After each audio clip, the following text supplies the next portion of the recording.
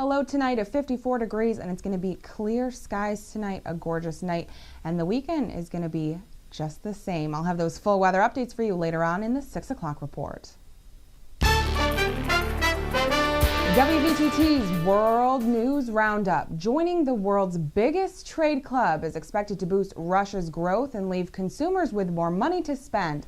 But some business owners are worried about the increased competition from abroad. CNN's Phil Black reports from Moscow. This land on Moscow's southern outskirts has been farmed for close to 100 years. It was once part of the Soviet Union's experiment with collectivization.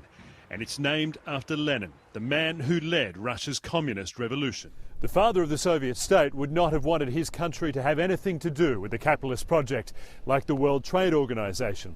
For a long time, though, this farm has been privately owned and operated. It's a successful business, but those who run it still have big concerns about Russia joining the WTO. The Lenin State Farm produces fruit, vegetables, milk, and most of it helps feed the sprawling Russian capital, a city of more than 10 million people. But with Russia's accession to the WTO, this farm will soon be competing with a new wave of imported produce. The farm's director, Pavel Grudinin, says their business will take a hit, but will be okay. He thinks many other Russian farms won't be. A lot of farms will go bankrupt, shut down, and people will leave this sector, he says, and we will be even more dependent on imports. Grudinin says most Russian farms won't be able to compete because they're not modern and efficient, and he says they have other costs built into the production process that overseas competitors don't, like Russia's huge levels of corruption and bureaucracy. We should have solved our internal problems like corruption first, he tells me. The local car industry is also predicting painful times ahead, along with every other business and sector that will soon be facing new levels of overseas competition in the domestic market. But economists believe this all can't happen soon enough. I think it's one of the best things that happened to Russia's economic policy in terms of the improvement in its investment climate, and in terms of the quality of economic policy that we may expect from Russia in the coming years. Economists hope that well-run farms and businesses will respond to the new pressure by becoming more productive. It's thought that committing to the WTO's rules on trade liberalisation, transparency and rule of law will make Russia more business-friendly and attractive to foreign investment.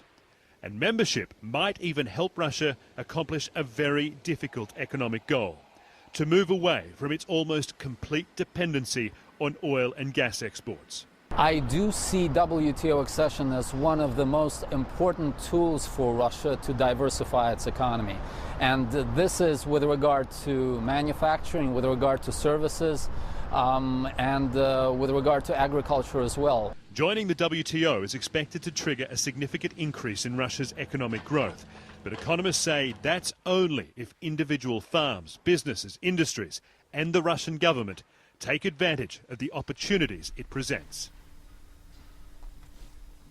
The CDC says about 12.5 million children are obese, and because of that, school meals will look very different this school year.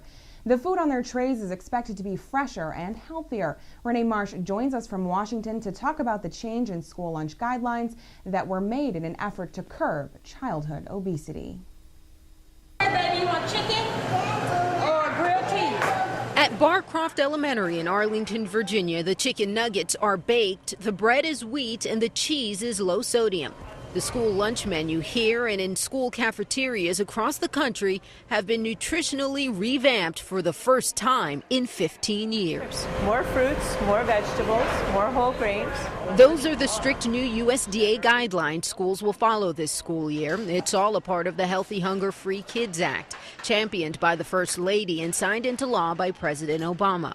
Now schools will offer fruits and vegetables every day, more whole grain, less saturated fat, trans fat, and sodium, and limit calories based on age. You have to meet the guidelines, but at the same time, you want it to be appealing to the kids. We're trying to appeal to them with the color and the texture of the fruits and vegetables, making things that they love. Some schools like Barcroft have teamed up with local farmers to buy fresh produce straight from the farm. The healthier food may cost more, so in exchange, the federal government is is increasing funding to schools that comply with the new guidelines, with an extra 6 cents per lunch per student. Well, favorites like pizza will not disappear from the menu. The recipe will just change. They'll use low-fat ingredients instead. Reporting in Washington, I'm Renee Marsh. On the campaign trail, President Obama has been talking about his support for public education.